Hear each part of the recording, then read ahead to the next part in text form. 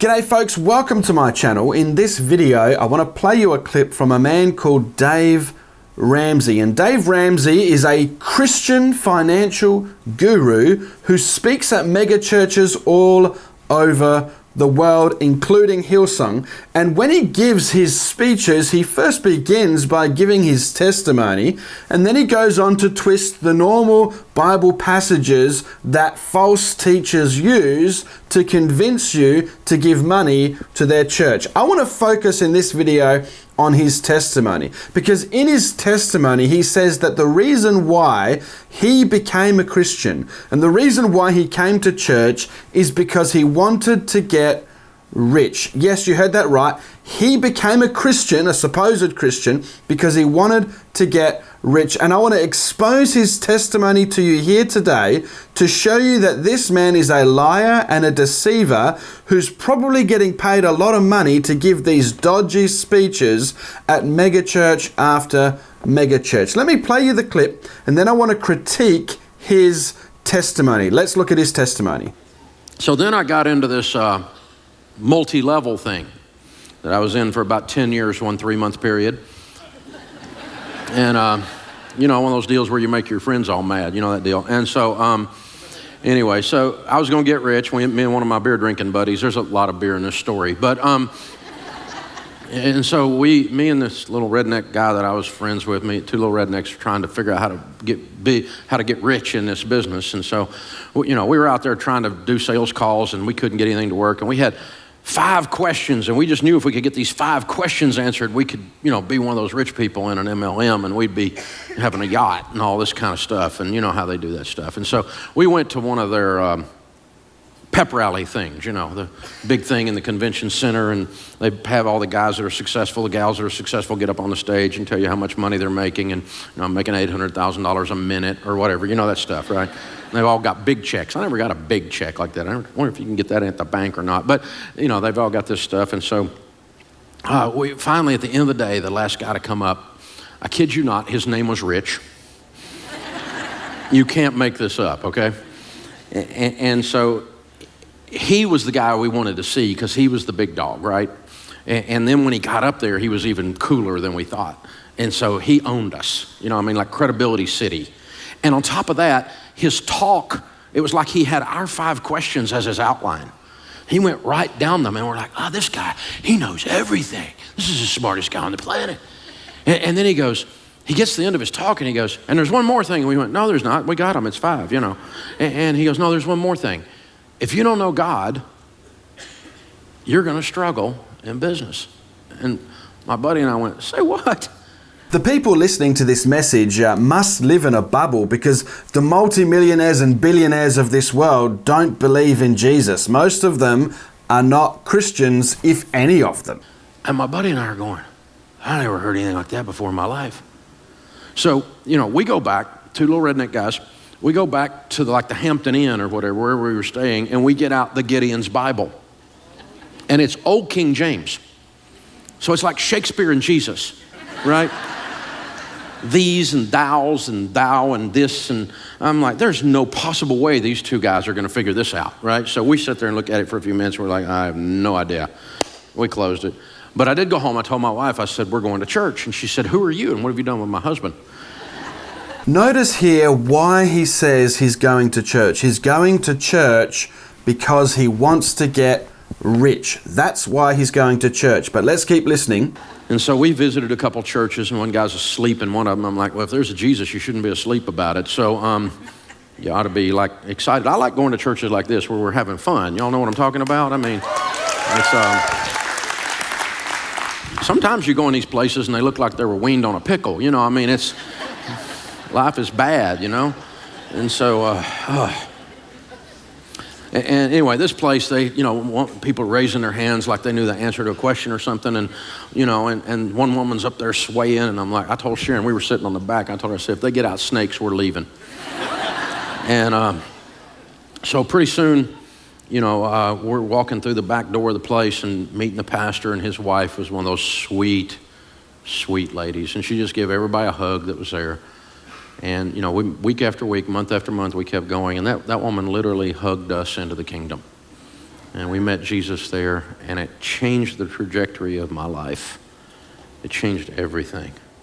Listen carefully to what he means by the trajectory of his life.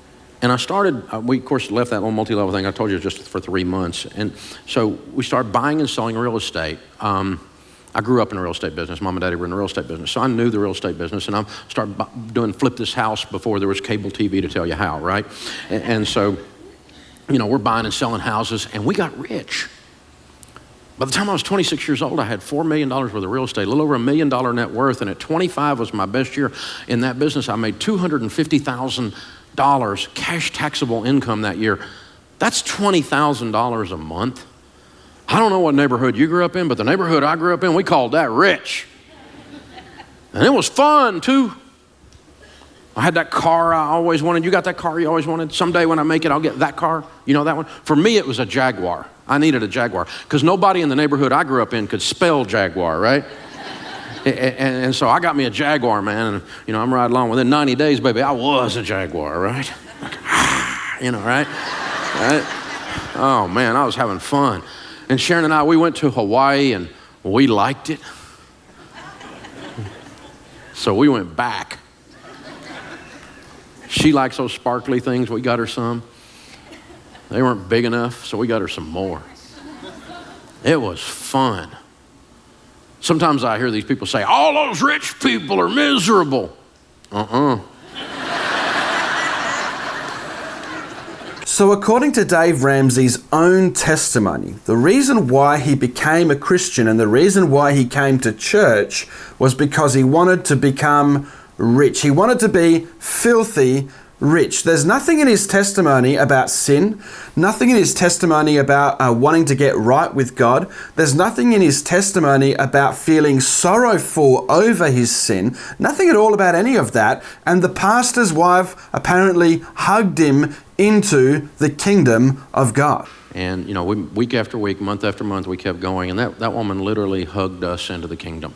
Let me say categorically that coming to Christ to get rich is unbiblical, and you will not be accepted by Christ if that is your motive. Let me take you first of all to the book of Matthew, chapter 16, verse 24, and it says this: Then said Jesus unto his disciples, If any man will come after me, let him deny himself and take up his cross and follow me. Notice that you must, if you want to be a disciple, you must deny yourself.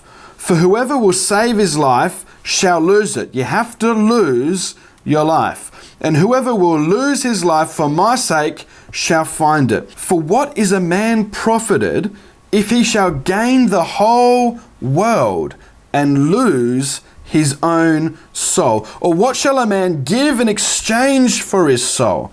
For the Son of Man shall come in the glory of his Father and with his angels, and then he shall reward every man according to his works. So according to Jesus, you must deny yourself. You must deny yourself if you want to be a disciple of Christ. You must give up everything you have. You must completely surrender your life to God. Everything you have, everything you own, and everything you are must be completely surrendered to God. You can't come to God and say, I want to become a Christian because I want to be rich. And any pastor's wife or any other heretic who's hugging someone like that into the kingdom of God is actually hugging them to hell. That's what they're doing. Let me show you another passage in the Gospel of Luke. The Gospel of Luke, chapter 14, verse 33. It says this: So likewise,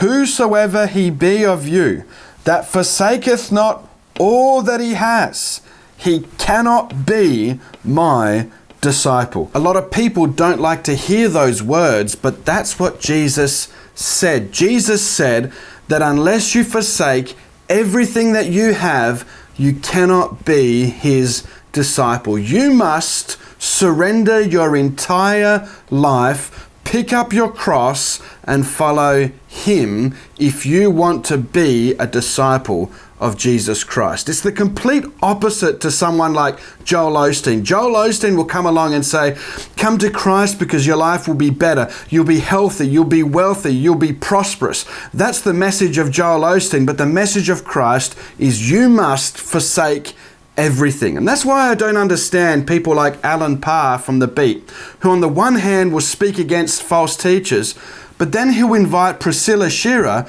to speak on his channel, and Priscilla Shearer will then go and speak at Joel Osteen's church. I don't get that. I don't understand that. I don't understand how we can be in one camp and the other camp at the same time. You need to pick. Will you be on the side of Christ or the apostates? Will you choose Christ or Joel Osteen? Take your pick. You can't refute Joel Osteen on the one hand, but then promote other people who promote Joel Osteen on the other. You need to pick a side. I hope you've liked this video. If you have, please consider subscribing. Give me a thumbs up, hit the bell notification button. I'll see you in the comment section, and you'll see me in my next video.